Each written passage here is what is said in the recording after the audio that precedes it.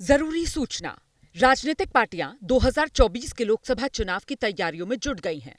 हर दल अपने अपने हिसाब से रणनीति बनाने में जुटा है। चुनाव की तारीखों के ऐलान में करीब 2.5 महीने का वक्त बाकी है। ऐसे में एबीपी न्यूज के लिए सी वोटर ने किया है 2024 का पहला ओपिनियन पोल। कल हमने 5 राज्यों का सर्वे दिखाया। आज ओपिनियन पोल पार्ट 2 में आप देश के 5 बड़े राज्यों का सर्वे देखेंगे। साल भर से चल रहे सी वोटर के ट्रैकर में 2 लाख से ज्यादा लोगों की राय शामिल है। इसमें मार्जिन ऑफ एरर +-3 से +-5% है। नमस्कार, एबीपी न्यूज पर हाजिर हूं मैं रोमाना इसार खान। देश का सियासी पारा गर्म है। कल एबीपी न्यूज पर आपने 2024 का ओपिनियन पोल पार्ट 1 देखा, जिसके बाद से देश की पॉलिटिकल कॉरिडोर्स में चर्चा शुरू हो गई है। और आज ओपिनियन पोल पार्ट 2 लेकर हम आपके सामने हाजिर हैं। कल मैंने 5 राज्यों की 110 सीटों की बात की थी और अब आज भी राज्य 5 ही हैं, लेकिन सीटों की संख्या बढ़ने वाली है। आप अपनी टीवी स्क्रीन पर अब जो टैली देखने जा रहे हैं, ये देखिए टैली आ गई है। इसमें मेरी दाईं तरफ जिन स्टेट्स के नाम लिखे हुए हैं, आज उनके आंकड़े आपके सामने आएंगे। और साथ ही जो बाईं ओर स्क्रीन है, उस पर कल वाले 5 राज्यों की 110 सीटों का स्टेट वाइज ब्रेकअप आपके सामने लगातार आता रहेगा। और आज जिन 5 राज्यों की हम बात करेंगे, वो देश के 5 बड़े राज्य हैं। जनसंख्या के लिहाज से भी, लोकसभा की सीटों के हिसाब से भी आज बात उत्तर प्रदेश की होगी, बिहार की होगी, महाराष्ट्र की होगी, पश्चिम बंगाल की भी बात करेंगे और बात पंजाब के आंकड़ों की भी। आज देश के सामने इन 5 राज्यों के आंकड़े आने वाले हैं और इन आंकड़ों को बताने के लिए डेटा सेंटर से मौजूद हैं हमारी सहयोगी दीपा।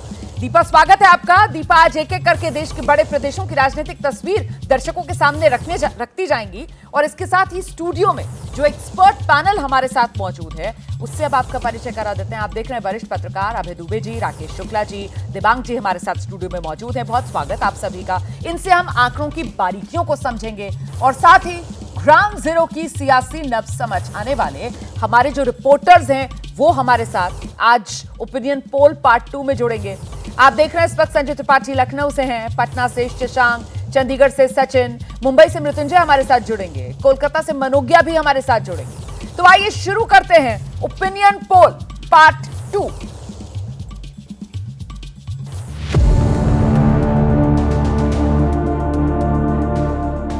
लोकसभा चुनाव की तैयारियों में जुटी बीजेपी ने नए वोटरों को जोड़ने के लिए अभियान चलाने का फैसला लिया है।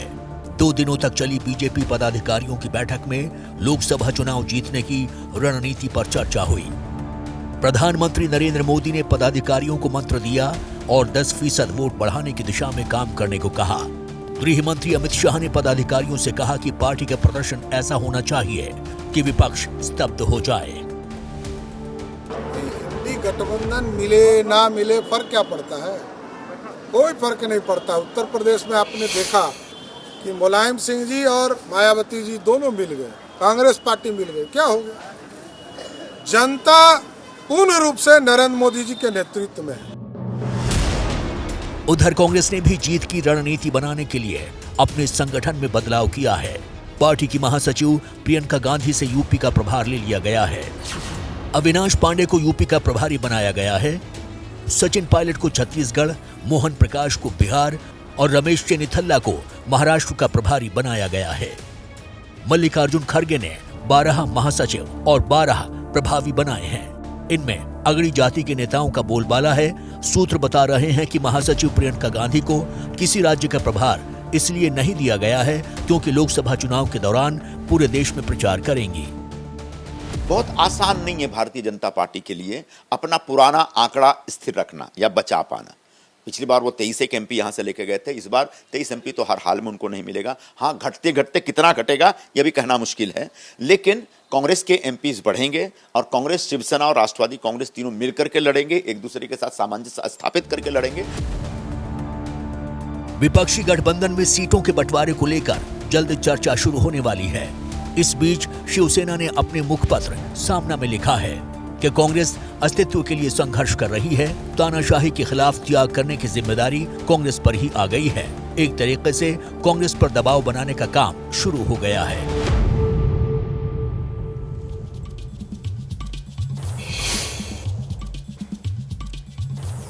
तो देश के 5 बड़े सियासी राज्य और उन्हीं का मूड ओपिनियन पोल पार्ट 2 आंकड़ों का नंबर आएगा, लेकिन शुरुआत जो है वो सियासी नब्ज टटोलते हुए जरा सवाल और जवाब के सिलसिले से करेंगे, जिसके लिए सीधे आपको लेकर चलेंगे डेटा सेंटर। दीपा तैयार है सवालों के साथ। दीपा। बिल्कुल रोमाना, देखिए 5 राज्यों की हम बात करेंगे, लेकिन सबसे पहले देश का मूड क्या है आगामी चुनाव को लेकर, लोकसभा चुनाव को लेकर। जल्दी से जो सवाल हमने पूछा है वो दर्शकों के सामने हम रखते। देखिए पीएम मोदी के कामकाज से कितने संतुष्ट हैं। जब ये सवाल हमने पूछा तो इसका जवाब क्या मिला। देखिए बहुत संतुष्ट कहने वाले 47% लोग हैं, कम संतुष्ट कहने वाले लोगों की संख्या आप देख रहे हैं 30% है, और साथ ही असंतुष्ट कहने वाले लोगों का जो आंकड़ा है वो 21% का है, और पता नहीं कहने वाले जो लोग हैं वो 2% हैं। तो पीएम मोदी के कामकाज से कितने संतुष्ट, यह आंकड़ा आपके सामने रखा। और दूसरा सवाल जो हमने पूछा है, देखिए पीएम मोदी के कामकाज से कितने संतुष्ट हैं अलग अलग राज्यों में। 5 राज्यों की बात करते हैं, वहां की जनता ने क्या कहा। देखिए छत्तीसगढ़ में 54% लोग ये कह रहे हैं कि बहुत संतुष्ट हैं, 26% लोग ये कह रहे हैं कि कम संतुष्ट हैं, और 20% लोग ये कह रहे हैं कि असंतुष्ट हैं पीएम मोदी के कामकाज से, और पता नहीं कहने वाले 0 हैं। कर्नाटक में 56% लोग ये कह रहे हैं कि पीएम मोदी के कामकाज से वो बहुत संतुष्ट हैं। कम संतुष्ट कहने वाले लोगों का आंकड़ा जो है वो 25% का है। 18% लोग ये कह रहे हैं कि असंतुष्ट हैं, और 8% है जो कह रहे हैं कि हम नहीं जानते। मध्य प्रदेश का आंकड़ा आप देखिए, 55% लोग ये कह रहे हैं कि बहुत संतुष्ट है पीएम मोदी के कामकाज से, और साथ ही 26% लोग ऐसे हैं जो कह रहे हैं कि कम संतुष्ट है काम से पीएम मोदी के। 19% लोग असंतुष्ट कहने वाले हैं, और साथ ही 0% यानी कि जो पता नहीं कह रहे हैं उनका आंकड़ा 0 में है।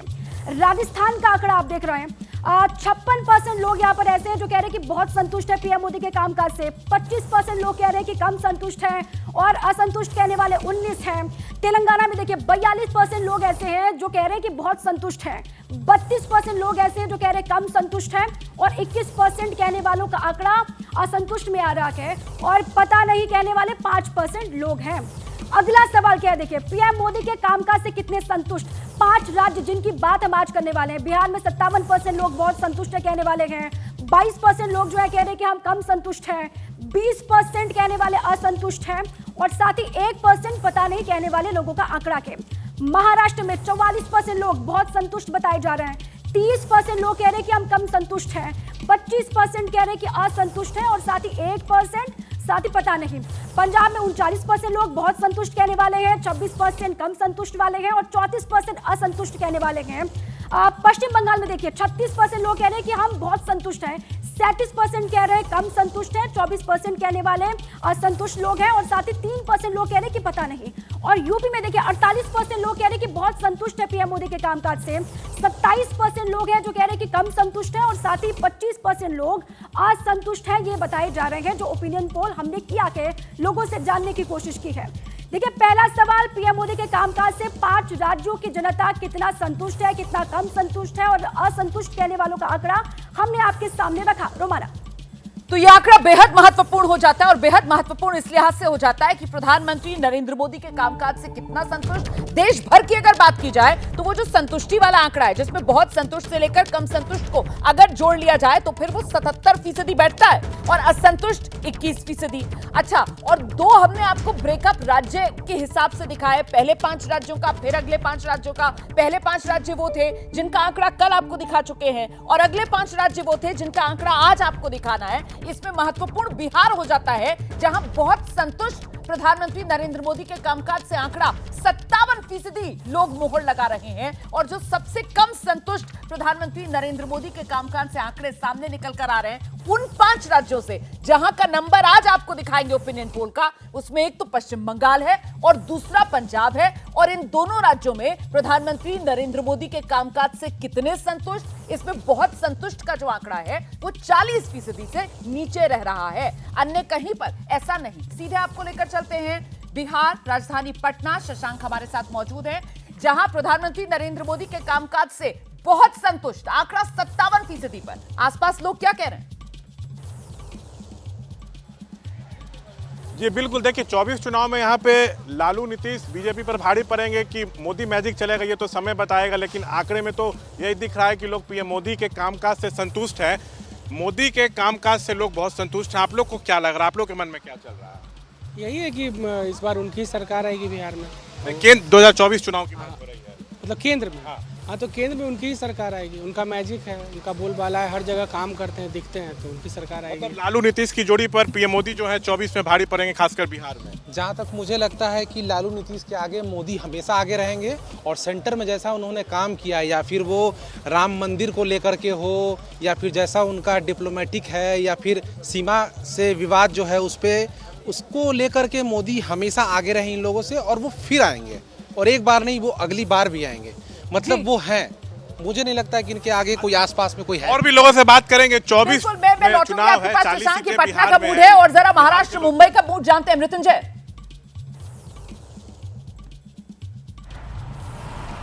निश्चित तौर पर रोमाना, जब केंद्र की बात आती है, लोकसभा चुनाव की बात आती है, तो पीएम मोदी का चेहरा बहुत बड़ा फैक्टर होता है। और महाराष्ट्र में जैसा हमने आंकड़ा दिखाया कि 40% लोग संतुष्ट हैं, तो क्या लोग भी यही महसूस करते हैं? लोगों से बात करते हैं। पीएम मोदी के काम से आप संतुष्ट हैं, असंतुष्ट हैं, या क्या राय रखते हैं? बिल्कुल पूरी तरह से संतुष्ट हैं हम, और हम चाहते हैं कि इस बार जो 2024 में एनडीए की सरकार बने, तो माननीय नरेंद्र मोदी जी कौन से काम से को लेकर आप बहुत संतुष्ट नजर आते हैं? क्या काम? इंफ्रास्ट्रक्चर पर बहुत काम हुआ है, रेलवे पर बहुत काम हुआ है, सड़क पर बहुत काम हुआ है, और जो बुलेट ट्रेन का जो काम हो रहा है, जो भी सूरत से मुंबई आने वाली है, तो मुंबई के आर्थिक दृष्टि और देश की आर्थिक दृष्टि से बहुत मजबूत काम हो रहा है। मतलब इंफ्रास्ट्रक्चर पर जो काम हुए उसको लेकर आप खुश हैं? पीएम मोदी के काम से खुश हैं आप, संतुष्ट हैं, या फिर उनका काम इतना प्रभावी नहीं रहा? खुश हैं।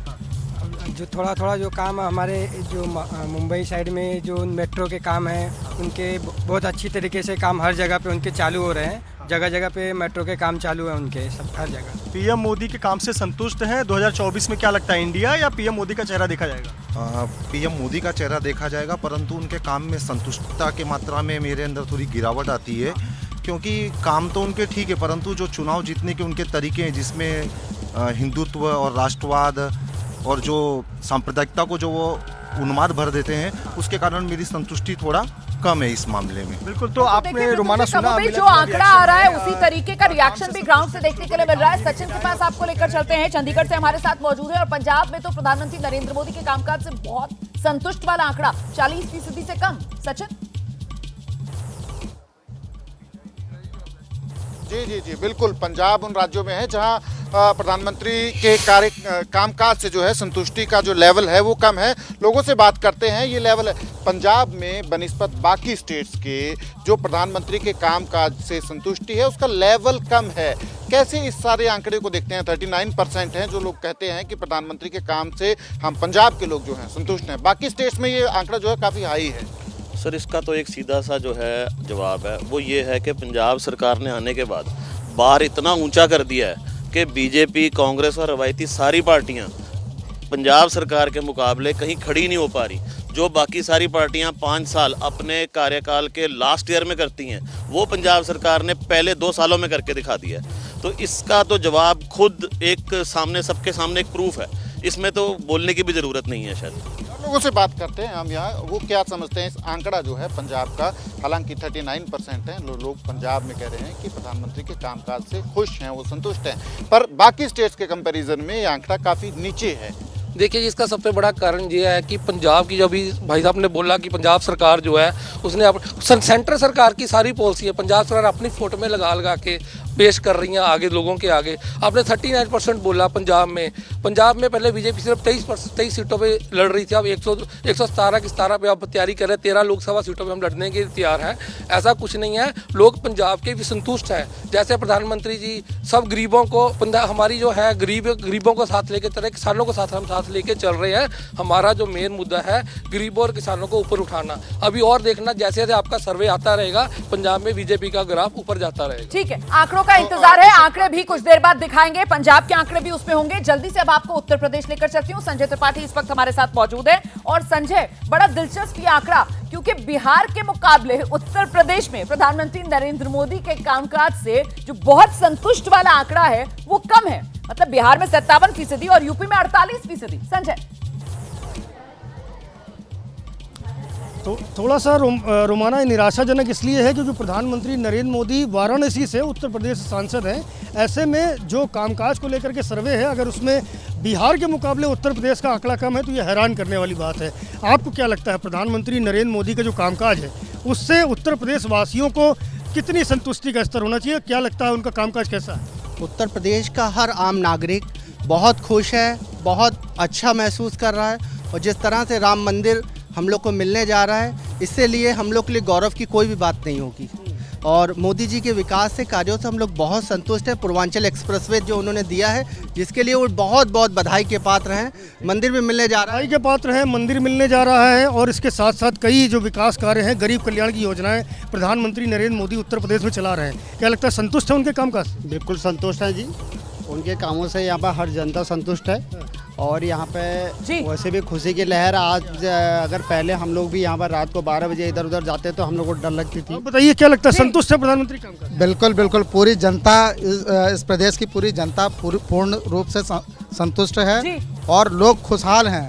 पहले की अपेक्षा आप देखिए इतने आवाजें हैं जो आप देख रहे हैं, सुन रहे हैं, अलग अलग नजरिए सामने निकल कर आ रहे हैं। मैं जल्दी से रुक कर लेती हूँ। यहाँ स्टूडियो में जो वरिष्ठ पत्रकारों का पैनल हमारे साथ मौजूद है। दिबांग, कैसे रीड कर रहे हैं आप इन आंकड़ों को? देखिए, मेरे ख्याल से बड़ी बात है क्योंकि आप दूसरे टर्म के आखिर में हैं और आपका जो संतुष्टि लेवल है लोगों का और अलग अलग राज्यों में करीब करीब पूरे देश में वो 77% या उससे ऊपर है। मेरे ख्याल से एक बहुत बड़ी बात है जिस तरीके से प्रधानमंत्री काम करते हैं, काम करते हुए दिखाई देते हैं, दोनों ही परसेप्शन भी इसमें बहुत ज़रूरी है।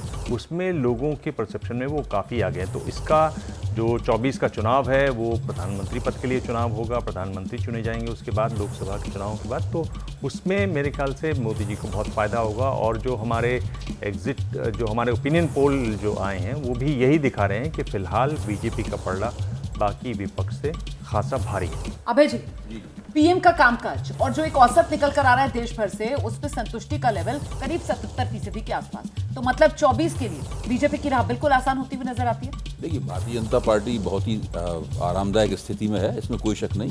दिबांग ने जो कुछ कहा है मैं उससे सहमत हूँ। हाँ, मुझे भी ये देख के बड़ा ताज्जुब हुआ कि उत्तर प्रदेश में उनकी रेटिंग 48% निकल के आई है।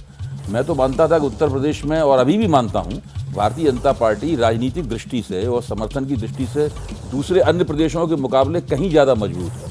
और मैं तो ये मानता हूँ कि वहाँ उसकी सीटें सुधरने की ज़्यादा संभावना है दूसरे प्रदेशों के मुकाबले। वहाँ गुंजाइश भी है, 80 सीटें हैं और पिछली बार उन्होंने शायद 63 जीती थी या 65 जीती थी उन्होंने, तो वहाँ पे गुंजाइश है 2014 जितनी कर सकते हैं, उससे भी थोड़ी 1-2 बढ़ा सकते हैं। उत्तर प्रदेश में 48% आंकड़ा क्यों है, ये जरूर थोड़ी इसकी जाँच पड़ताल होती है, इस आंकड़े को डिकोड किया जाता है, क्या समस्या है वहाँ पर ये देखनी पड़ेगी। हम समझ सकते हैं कि पश्चिम बंगाल में स्थिति क्या है, पंजाब की स्थिति को भी हम समझ सकते हैं क्या है, क्योंकि भारतीय जनता पार्टी के प्रभाव क्षेत्र के इलाके नहीं हैं। लेकिन उत्तर प्रदेश तो भारतीय जनता पार्टी, गुजरात के बाद में जी उनके प्रभाव क्षेत्र का मर्म है उत्तर प्रदेश। ठीक है, तो क्या समस्या हो सकती है राकेश जी?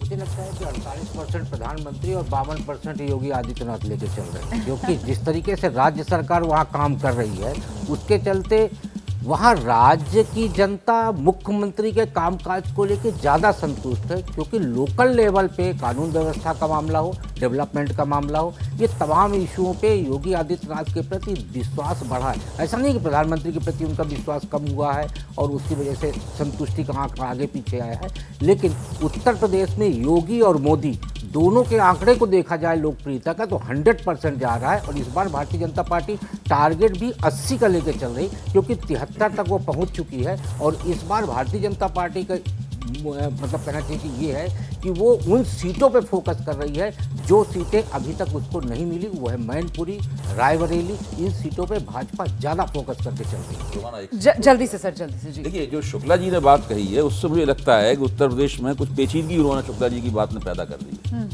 देखिए, उत्तर प्रदेश में राजनीतिक समीक्षकों का एक बड़ा हिस्सा बार बार कहता है कि योगी जी जो हैं वो अपने आप को प्रधानमंत्री पद के लिए तैयार कर रहे हैं, यानी कहीं ना कहीं बिना घोषित किए हुए अंदर से कोई वो प्रतियोगिता ही चला रहे हैं। अब शुक्ला जी की बातचीत से ये साफ सामने आता है कि योगी जी की लोकप्रियता मोदी जी की लोकप्रियता को कहीं खा रही है, भले ही 5% खा रही हो, 6% खा रही हो, क्योंकि सवाल तो प्रधानमंत्री पद के कामकाज के लिए पूछा गया था। लेकिन सवाल इसको मुख्यमंत्री खाते में पद के देखेंगे, कामकाज के लिए नहीं कॉम्प्लीमेंट पूछा करते गया हुए था। भी तो देख सकते हैं ना, वो एमवाई की जोड़ी लेकिन है। ये सवाल ही नहीं पूछा गया था जी। ये कॉम्प्लीमेंट्री का सवाल ही नहीं पूछा, ये नहीं पूछा गया था कि मोदी और योगी की जोड़ी कितना काम कर रही ठीक है। है। सवाल ही पूछा गया था कि ठीक है। प्रधानमंत्री के कामकाज से आप कितने संतुष्ट हैं। ठीक है, मैं जरा आगे बढ़ती हूँ और एक बार फिर से कुछ और सवाल उनके सिलसिले को बढ़ाने के लिए सीधे डेटा सेंटर आपको लेकर चलते हैं दीपा के पास। दीपा, बिल्कुल, पीएम मोदी के कामकाज से कितने संतुष्ट हैं लोग, इसको लेकर हमने जो सवाल पूछे उसके जवाब क्या मिले, इसका जवाब हमने सामने रखा। लेकिन अब देखिए राहुल गांधी के कामकाज से कितने संतुष्ट हैं लोग, ये सवाल जब हमने किया तो क्या जवाब मिला। देखिए आप, बहुत संतुष्ट कहने वाले लोगों का आंकड़ा 26% है, कम संतुष्ट कहने वाले जो लोग हैं वो 21% है, और साथ ही असंतुष्ट कहने वाले 39% लोग हैं, और पता नहीं कहने वाले जो लोग हैं वो 14% लोग हैं। राहुल गांधी के कामकाज से कितने संतुष्ट विपक्षी नेता के तौर पर, ये सवाल जो हमने पूछा उसका जवाब ये है। और कांग्रेस के अध्यक्ष मल्लिकार्जुन खड़गे के कामकाज को लेकर लोग कितने संतुष्ट हैं, लोग क्या कह रहे हैं, देखिए आप आंकड़ा। बहुत संतुष्ट कहने वाले लोगों का आंकड़ा 15% है, कम संतुष्ट कहने वाले जो लोग हैं उनकी संख्या 20% है, और असंतुष्ट कहने वाले जो लोग हैं उनकी संख्या 35% है, और पता नहीं कहने वाले जो लोग हैं उनकी संख्या 30% है। यानी कि अब बहुत संतुष्ट और कम संतुष्ट से भी ज्यादा जो आंकड़ा है वो असंतुष्ट और पता नहीं कहने वाले लोगों का है। रोमाना, तो ये बड़ा आंकड़ा हो जाता है। देखिए विपक्ष में अपनी भूमिका निभाने के मामले में मल्लिकार्जुन खड़गे से तो राहुल गांधी आगे नजर आते हैं, लेकिन बतौर विपक्ष के नेता उनके कामकाज से संतुष्टि का लेवल जो है वो 50% पर भी नहीं पहुंच पा रहा। हम सीधे आपको लेकर चलते हैं मृत्युंजय के पास। मृत्युंजय, राहुल गांधी और विपक्ष के नेता के तौर पर उनकी भूमिका किस रूप में देखते हैं लोग?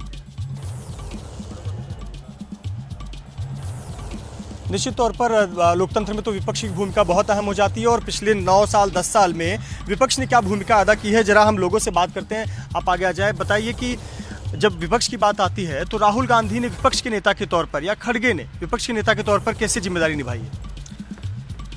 विपक्ष की आवाज़ को हमेशा दबाया जाता है, और विपक्ष राहुल का आवाज़ उनके मुद्दे में लेकिन दम नहीं रहता है। बोलते हैं वो ठीक है, लेकिन उनके मुद्दों में कोई दम नहीं रहता है। आप दोनों बातें कर रहे हैं, आवाज भी दबाई जाती है और मुद्दा भी नहीं उठा रहे। आप क्या फील करते हैं कि विपक्ष ने अपनी भूमिका निभाई अच्छे? विपक्ष ने अपनी भूमिका नहीं निभाई, सिर्फ वो लोग हंगामा करते हैं, वेल तक जाते हैं, दफ्ती दिखाते हैं, और वो जो गरीबों का जो मुद्दा है, एक्चुअल में जो जन सुरक्षा का मुद्दा, वो सब मुद्दों पे काम नहीं हो रहा है, और हमेशा वो लोग अडानी का मुद्दा उठाते रहते हैं। उससे उनको देश को, मुझे नहीं लगता है कि अडानी बहुत बड़ा मुद्दा है देश के लिए, और भी मुद्दे हैं देश में, बेरोजगारी का मुद्दा है वो अच्छे से नहीं उठाते हैं, महंगाई का मुद्दा अच्छे से नहीं उठाते। जो अडानी का मुद्दा उठाए वो आम लोगों से बहुत ज्यादा सरोकार नहीं रखता, ऐसा आप महसूस करते हैं? विपक्ष ने अपनी भूमिका कितनी अदा की? राहुल गांधी के बारे में क्या फील करते हैं आप? राहुल गांधी जो कांग्रेस की जो गवर्नमेंट है वो सिर्फ राजनीति खेलती है, बाकी उनका दूसरा कुछ काम नहीं है, और मैं इतना नहीं मानता कि वो कुछ उन्होंने असली मुद्दा उठा होगा। आप क्या महसूस करते हैं, राहुल गांधी ने बतौर विपक्ष के नेता के तौर पर अपनी जिम्मेदारी निभाई है, मुद्दा उठाया है, जनता का मुद्दा उठाया है? नहीं, राहुल गांधी इस मामले में पूरी तरह से विफल रहे, वो जनता की आवाज़ नहीं बन पाए, इसीलिए भाई नरेंद्र मोदी लगातार चुनकर आ रहे हैं। अगर उनके अंदर दम होता मुद्दा उठाने का तो आज स्थिति कुछ और होती थी। जिस तरह महुआ मोइत्रा की आवाज़ को दबाया गया, आज 170 या कितने तो सांसद निलंबित कर दिए गए हैं, लोगों को बोलने नहीं दिया जा रहा। अगर कोई बोल रहा है तो उसके पीछे ईडी लगा दी जा रही है, और वही अगर भाजपा में आ जा रहा तो ईडी वहाँ पे समाप्त हो जाती है। ठीक है, तो मिली जुली राय सामने निकल कर आ रही है मुंबई से। मैं पंजाब दर्शकों को लेकर चलूंगी। पंजाब, क्योंकि यहाँ पर तो एक तरीके से मुख्य विपक्ष की भूमिका में कांग्रेस और सरकार में आम आदमी पार्टी, ऐसे में सचिन क्या कह रहे हैं पंजाब के लोग विपक्ष के तौर पर राहुल गांधी की भूमिका को लेकर? जी, पंजाब के लोगों से ही बात कर लेते हैं, क्योंकि इससे पहले पंजाब में कांग्रेस का ही राज था, अब विपक्ष के तौर पर कैसी भूमिका है, कैसे देखते हैं राहुल गांधी की भूमिका एज ए लीडर, अपोजिशन के लीडर के तौर पे? क्या आप उनके कामकाज से संतुष्ट हैं जो एज ए अपोजिशन लीडर काम कर? बिल्कुल, साढ़े राहुल गांधी जी ने देखो इन्ना लंबा चौड़ी यात्रा कटी, सारे बंदे उन्होंने नाल होया, एक बंदे कोल हो गए हैं, चाहे कोई अपना ट्रक ड्राइवर है, चाहे कोई मिस्त्री का काम करता है, कुछ भी करता है, सब लोग। आप कितना संतुष्ट हैं राहुल गांधी के? 100% संतुष्ट हैं। सबका साथ सबका विकास, वो नारा दे रहे हैं ना, वो मोदी जी कापी तो कर रहे हैं ना, भी सबको साथ लेके चलूंगा, गरीबी मिटाऊंगा और करूंगा, तो इन्हें मोदी ने कितना किया आज तक, सब लॉलीपॉप दे देंगे। जी, कुछ और लोगों से बात करते हैं हम। जी, आप बताएंगे थोड़ा कि राहुल गांधी का बतौर लीडर, बतौर अपोजिशन लीडर कैसे देखते हैं आप कामकाज को, इश्यूज को उठाने को लेकर, जो लोगों के मुद्दे हैं उनको उठाने को? जो ना आप लोहे कठाली च पा दें ना, वो पिघल के उत्ते सट्टा मार के लोहार बना देता है बर्तन के योग। राहुल गांधी ने सारे भारत की यात्रा की थी, कन्याकुमारी तो लेकर कश्मीर तक, और उन्हें आम बंदियां नूं मिलिया जाके, ठीक है, सारिਆਂ ਨੂੰ ਮਿਲਿਆ। ਔਰ ਜੋ ਉਹਦੇ ਮਨ ਦੇ ਵਿੱਚ ਚੇਂਜਸ ਆਈਆਂ ਨੇ, ਲੋਕਾਂ ਨੂੰ ਮਿਲਿਆ, ਜੱਫੀਆਂ ਪਾਇਆ, ਬਿਮਾਰ ਵੀ ਦੇਖਿਆ ਨੇ, ਬੁੱਢਾ ਵੀ ਦੇਖਿਆ, जवान भी देखा। और वो इस वेले एक बहुत सुलझा हुआ लीडर है। आप कैसे देखते हैं राहुल गांधी के जो काम पंजाब की ये तस्वीर है और पंजाब में ज्यादातर वहां जो लोग मौजूद हैं वो विपक्ष के नेता के तौर पर राहुल गांधी के कामकाज से संतुष्ट से नजर आ रहे हैं। कुछ और सवाल और उनके जवाबों के जरिए देश का जो सियासी मिजाज है वो आप जानेंगे और फिर साथ ही ओपिनियन पोल का आंकड़ा भी आपका इंतजार कर रहा है। तो बीजेपी या कांग्रेस 24 में किसे मिलेगा जनादेश? 2024 लोकसभा चुनाव को लेकर पहला ओपिनियन पोल और आज इस ओपिनियन पोल का पार्ट 2 आप देख रहे हैं। जल्दी से आपको सीधे लेकर चलते हैं डेटा सेंटर। हमारी सहयोगी दीपा तैयार हैं कुछ सवालों और उनके जवाब के साथ। बिल्कुल रोमाना, आगे बढ़ते हुए देखिए, अभी तक तो पीएम मोदी, राहुल गांधी, खड़गे के कामकाज से लोग कितने खुश हैं, कितने संतुष्ट हैं, कितने नहीं है, इसको लेकर सवाल हमने रखा। लेकिन अब देखिए, अगर डायरेक्ट पीएम चुनना हो तो किसे चुनेंगे, ये सवाल जब हमने किया तो जवाब क्या मिला। देखिए, मोदी को चुनेंगे कहने वाले 59% लोग हैं, राहुल गांधी को चुनेंगे कहने वाले लोगों की संख्या 32% है और दोनों ही नहीं कहने वाले 4% लोग हैं। साथ में पता नहीं ये कहने वाले लोगों का आंकड़ा 5% है। तो अगर डायरेक्ट मौका मिले तो किसे चुनेंगे? देखिए, जब राज्यों में जिनका ओपिनियन पोल हमने कल दिखाया, 5 राज्य छत्तीसगढ़, कर्नाटक, मध्य प्रदेश, राजस्थान, तेलंगाना में क्या हुआ, 67% लोग कह रहे हैं कि मोदी को चुनेंगे, 29% लोग कह रहे हैं कि राहुल गांधी, दोनों ही नहीं कहने वाले 1 और साथ ही पता नहीं 3% लोग कह रहे हैं। कर्नाटक में 65% लोग हैं, 26% लोग राहुल गांधी को चुनने के लिए कह रहे हैं, जबकि मध्य प्रदेश में देखिए 66% लोग हैं जो कह रहे हैं कि पीएम मोदी को चुनेंगे अगर उनको मौका मिलेगा और 28% लोग हैं जो कह रहे हैं कि राहुल गांधी को चुनेंगे। राजस्थान में 65% लोग हैं जो कह रहे हैं कि पीएम मोदी को चुनेंगे वो, और साथ ही 32% लोग हैं जो ये कह रहे हैं कि राहुल गांधी को वो चुनेंगे अगर मौका मिलेगा। तेलंगाना में देखिए 50% लोग हैं जो कह रहे हैं कि पीएम मोदी को वो चुनेंगे दोबारा, और साथ ही 40% लोग ऐसे हैं जो कह रहे हैं कि राहुल गांधी को चुनेंगे। और जिन 5 राज्यों का ओपिनियन पोल आज हम दिखाने वाले हैं, बिहार, महाराष्ट्र, पंजाब, पश्चिम बंगाल, उत्तर प्रदेश, देखिए 66% लोग हैं बिहार में जो कह रहे हैं कि प्रधानमंत्री मोदी को चुनेंगे और 26% लोग हैं जो कह रहे हैं कि राहुल गांधी को चुनेंगे। महाराष्ट्र में 55% लोग हैं जो कह रहे हैं कि मोदी को पीएम के तौर पर वो चुनेंगे अगर उनको मौका मिलेगा। 30% लोग हैं जो ये कहते हुए दिखाई दे रहे हैं कि राहुल गांधी को वो चुनेंगे। पंजाब में देखिए 35% लोग ऐसे हैं जो पीएम के तौर पर मोदी को चुनना चाहते हैं और 36% लोग ऐसे हैं जो कह रहे हैं कि राहुल गांधी को वो मौका देंगे। और पंजाब में 35%, 36% राहुल है। पश्चिम बंगाल में 60% मोदी को पीएम के तौर पर लोग चुनना चाहते हैं और साथ ही 35% लोग ऐसे हैं जो राहुल गांधी को मौका देंगे अगर उनको मौका मिलेगा।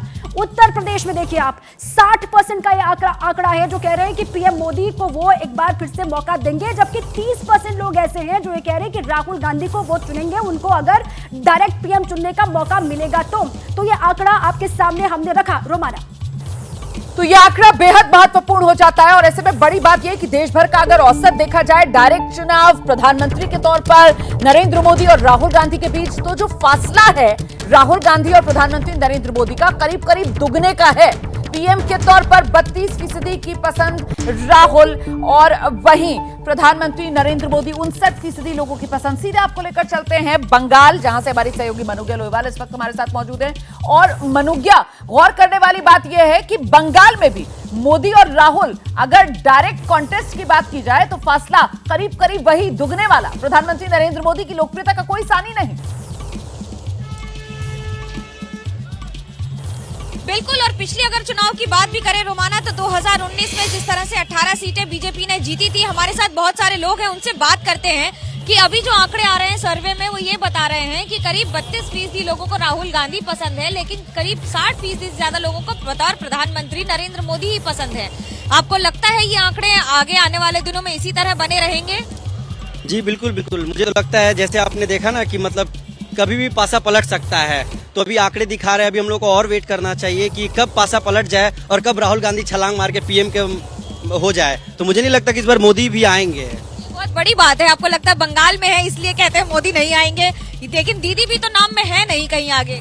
देखिए, हमारा तो चले तो हम तो दीदी को पीएम ही बनाए, ऐसे तो राहुल गांधी जी ही पीएम को बनना चाहिए, क्योंकि हर लोग को मौका देना चाहिए। राहुल गांधी एक युवा नेता है, उनको भी आगे आना चाहिए। हमेशा मोदी ही नहीं, मोदी को आम पब्लिक के लिए किए क्या है? मेरे नजरिए से तो हमें कुछ दिखता नहीं है। देश के लिए सभी करते हैं, आम पब्लिक के लिए भी कुछ करना चाहिए। तो इसलिए हमें कांग्रेस को भी मतलब राहुल गांधी जी को भी मौका देना चाहिए पीएम। तो आपस में कांग्रेस की चलती रहती है, यहाँ तो खुद सांठगांठ नहीं है, दिल्ली में क्या ही होगा। आज हमारे ममता दीदी ने लोगों के लिए क्या नहीं कुछ किया, आप देख लीजिए। लकी भंडार देख लीजिए, योजना देख लीजिए। आज जितनी भी लड़कियां हैं, स्टूडेंट हैं, पढ़ती हैं, लिखती हैं, कन्याश्री हैं, सारा योजना हमारे ममता को क्या लगता है?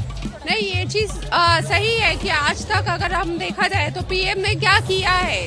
अगर हम बोले कि टैक्सेस बढ़ा दिए गए, कहीं रेस्टोरेंट्स में ठीक से खाना नहीं खा सकते, वहाँ पे भी टैक्सेस है और गैसेस के लिए भी टैक्सेस है। बंगाल की आवाजें हैं और ये टीएमसी के समर्थक यहाँ पर मुझे नजर आ रहे हैं और इनको ये बात समझ में आ गई है कि टीएमसी इंडिया गठबंधन में शामिल है। इसी वजह से प्रधानमंत्री नरेंद्र मोदी पर सवालिया निशान और राहुल गांधी की बात करते हुए सुनाई पड़ रही है। मैं जल्दी से आपको लेकर चलती हूँ बिहार। शशांक हमारे साथ मौजूद है और बिहार महत्वपूर्ण इसलिए हो जाता है क्योंकि बिहार में प्रधानमंत्री नरेंद्र मोदी अगर डायरेक्ट कॉन्टेस्ट राहुल गांधी के साथ, तो फिर आंकड़ा सबसे बड़ा और सबसे ज्यादा समर्थन वाला प्रधानमंत्री नरेंद्र मोदी के लिए बिहार से सामने आ रहा है। शशांक,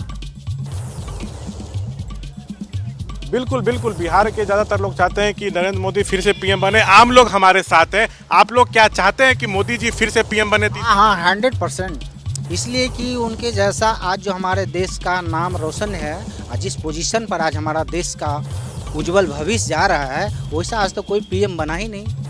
सब जो है इसके पीछे भी जो भी देखा जाए इतिहास, तो हमारा देश ऐसा मोदी जो काम किए 370। क्या चाहते हैं मोदी जी फिर से आए या राहुल गांधी को लेके क्या? हाँ, राहुल गांधी को नहीं आना चाहिए, मोदी जी को आना चाहिए। क्यों क्या ऐसा कर रहे हैं जो आप लोग पसंद? विकास के काम किए हैं, बहुत बड़ी मात्रा में इन्होंने विकास किया है और ईमानदारी के साथ काम किए हैं। देखिए, और भी हम कुछ लोगों से बात करेंगे। क्या लग रहा है कि फिर से मोदी जी आ रहे हैं? बिहार के तो ज्यादातर लोग यही चाहते हैं, आपको क्या लग रहा है? एकदम चाहिए, मोदी जी को जरूरी है यहाँ पर आना। एकदम हर मोदी, घर घर मोदी, घर घर मोदी। हम क्यों कारण? क्योंकि मोदी जी बहुत सारा मतलब ये भी देखे कि कोविड-19 अगर जो हुआ था पूरे कंट्री में, जहाँ भी कोविड-19 का दवा लग रहा था वहाँ पर सब लोग पैसे से दवा सब मतलब पब्लिक को दिया जा रहा है। आपके आसपास जो लोग हैं वो तो बिल्कुल ऐसा लग रहा है कि उन लोगों के मन में पीएम मोदी बसे हुए हैं। जल्दी से जरा उत्तर प्रदेश लेकर चलती हूँ। संजय त्रिपाठी हमारे साथ मौजूद हैं और संजय,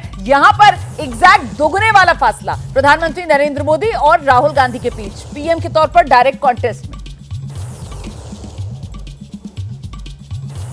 बिल्कुल रोमाना, क्योंकि पहले ही मैंने ये बात कही कि प्रधानमंत्री मोदी उत्तर प्रदेश से सांसद हैं। लोग क्या सोचते हैं, शैलेंद्र तिवारी जी हमारे साथ में हैं।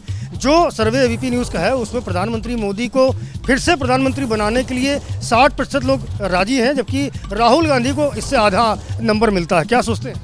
देखिए, मुझे लगता है कि कहीं ना कहीं हमें अपनी रीच बढ़ाने की ज़रूरत है। राहुल गांधी जी को अपनी विजिबिलिटी, अपनी कनेक्टिविटी में और सुधार करने की ज़रूरत है और चीज़ें जोड़ने की ज़रूरत है। अभी जो भारत जोड़ो यात्रा चल रही थी उसको अगर ये और बढ़ाएंगे तो मुझे लगता है कि चुनाव आते आते उनकी कनेक्टिविटी इनसे ज़्यादा अच्छी होगी, क्योंकि ज़मीन पर चलना और हवाई जहाज में चलना, दोनों के कनेक्शन में बड़ा अंतर होता है। कनेक्ट बढ़ाने की ज़रूरत है, ऐसा भाई साहब ने कहा।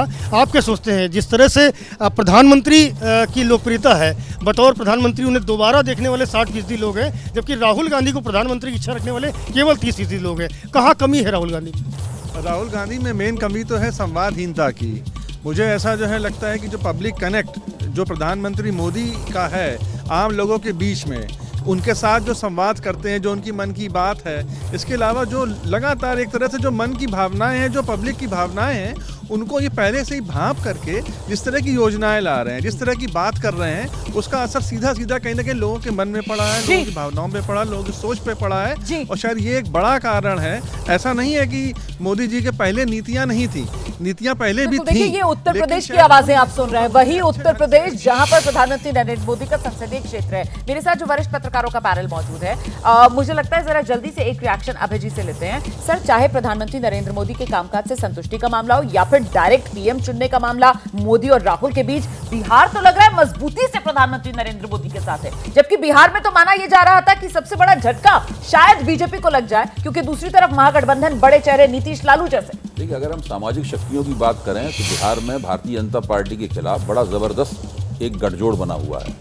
उस गठजोड़ को भाजपा ने पिछले दिनों कुछ कमजोर किया है, उसमें कुछ शक्तियों को अपनी ओर खींचा है, लेकिन अभी भी मैं मानता हूं कि महागठबंधन भाजपा को बिहार में करारी चुनौती देगा। परिणाम क्या निकलेगा मैं अभी नहीं कह सकता ये, लेकिन बिहार भाजपा के लिए एक नाजुक प्रदेश है। तो मतलब जहां तक प्रधानमंत्री की जी, रेटिंग का जी, सवाल जी, है, जी। मैं मानता हूं कि प्रधानमंत्री की रेटिंग और भाजपा के चुनाव जीतने की क्षमता, इन दोनों में एक संबंध भी है, लेकिन वो संबंध इतना सीधा नहीं है कि प्रधानमंत्री की रेटिंग ज्यादा है तो सीटें ज्यादा जीत लेंगे वो, ऐसा आप नहीं है। सहमत हैं शुक्ला जी? मतलब बिहार में प्रधानमंत्री नरेंद्र मोदी के काम से संतुष्टि, उनकी लोकप्रियता, डायरेक्ट चुनना हो, सब मामले में ये ग्राफ जो है वो प्रधानमंत्री नरेंद्र मोदी के ऊपर जाता हुआ नजर आ रहा है। लेकिन फिर भी आपके आंकड़े दुबे जी कह रहे हैं कि आंकड़ा जो है वो इस तरीके का नहीं आएगा बीजेपी को फेवर करता हुआ। मुझे लगता है कि नहीं, ये मैं नहीं कह रहा हूं, मैं ये नहीं कह रहा हूं, मैं ये कह रहा हूं कि अगर प्रधानमंत्री की रेटिंग बहुत ज्यादा अच्छी है, इसके बावजूद भी भारतीय जनता पार्टी के खिलाफ लोग कहां पे खड़े हुए हैं, उससे तय होगा चुनाव का परिणाम। वही ना, फेवर वाला नहीं आएगा। ठीक है, तो 2024 में क्या होने वाला है, मुद्दा चलने वाला है, चेहरा चमकने वाला है। 2024 में क्या बीजेपी हैट्रिक लगा देगी जीत की, या फिर इंडिया गठबंधन उसका रास्ता रोक लेगा? इन तमाम सवालों के जवाब अब से कुछ ही देर में आंकड़ों के जरिए आपके सामने आने वाले हैं। देश के 5 बड़े सियासी राज्य एक एक कर ओपिनियन पोल का आंकड़ा इन राज्यों से आप तक पहुंचाएंगे। और सबसे पहले वो राज्य जिनके आंकड़े खुलने वाले हैं अब से थोड़ी देर बाद, पंजाब होगा, महाराष्ट्र होगा। सचिन हमारे साथ हैं, मृत्युंजय हमारे साथ मौजूद हैं, ग्राउंड पर आपको लेकर चलेंगे जैसे ही वो आंकड़े का पिटारा खुलेगा। लेकिन उससे पहले जहां इस चर्चा को हमने रोका था वो लोकप्रियता के मामले में, सीधी टक्कर के मामले में, बिहार जिस राज्य में माना जा रहा था कि 24 में मुश्किल बीजेपी के लिए हो सकती है क्योंकि यहां सामने चुनौती महागठबंधन दे रहा है, लेकिन वहां लोकप्रियता के मामले में तो प्रधानमंत्री नरेंद्र मोदी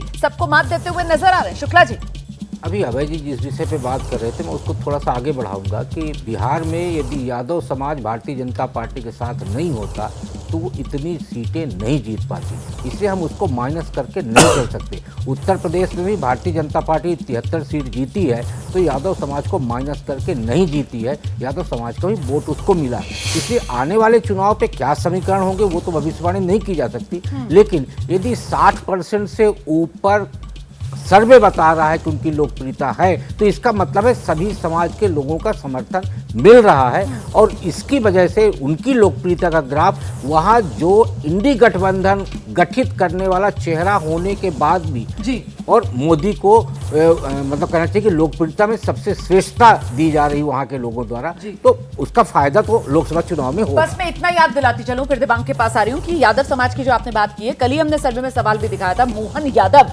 उनकी असर जो है वो उत्तर प्रदेश और बिहार तक पड़ेगा क्या, तो उसको भी लेकर हाँ में जो आंकड़ा था वो बड़ा था। दिबांग, मुझको लगता है कि ये जो देखिए आप मोदी के कामकाज से संतुष्ट हैं 77%, आप प्रधानमंत्री की जब बात करते हैं तो 59%, ये करीब 18% का फ़र्क है।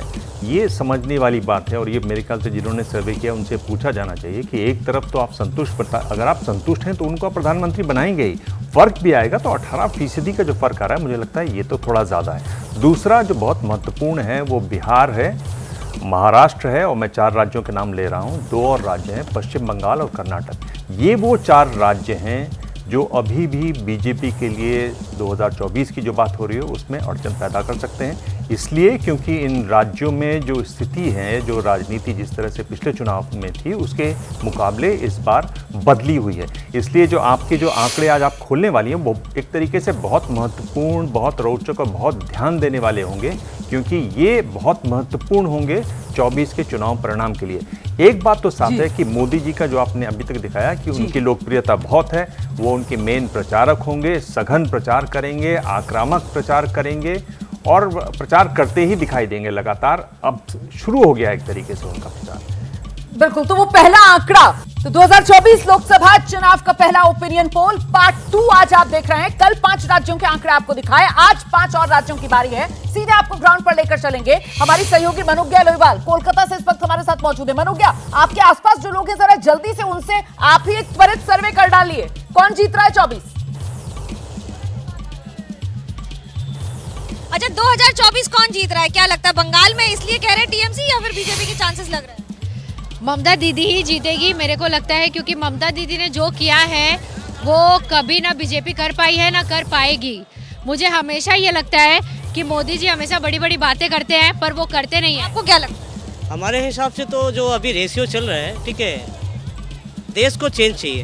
हमारे से मिस्टर खड़गे जी को अगर प्रधानमंत्री बनाया जाए, ये बढ़िया बात है। देखिए, खड़गे जी का जो दीदी ने एकदम टॉस करके गेम बदल दिया, आपको लगता है दीदी ने टॉस करके गेम बदल दिया कि खड़गे का नाम लिया है राहुल गांधी की जगह? हाँ, ये हो सकता है क्योंकि आज के टाइम पे जो ये सारी चीजें चल रही हैं, अगर हम बात करें कि पीएम कौन बनेंगे तो मेरे को लगता है कि लेकिन ममता दीदी का नाम ऑल इंडिया सर्वे में आता क्यों नहीं है फिर? बंगाल के बाहर लोग कम पसंद करते हैं। नहीं, ऐसा बात बिल्कुल भी नहीं है। एक होता है ना कि अपने को रिप्रेजेंटेटिव करना, तो ममता दीदी शायद वो अपने आप को इंडिविजुअल नहीं कर रही है, वो किसी को रिप्रेजेंट कर रही हैं, तो जिसको कर रही है वाकई कुछ सोच समझ के कर रही होंगी, इसीलिए ममता जी ने उनका नाम अरविंद केजरीवाल है प्रधानमंत्री कुल मिलाकर बंगाल थोड़ा सा कंफ्यूज यहाँ पर नजर आ रहा है। मैं लौटूंगी आपके पास मनोज अग्रवाल, और बस चंद लम्हों का इंतजार बाकी और फिर आने वाला है वो सबसे बड़ा आंकड़ा जिसका आपको बेसब्री से इंतजार है, 2024 लोकसभा चुनाव का पहला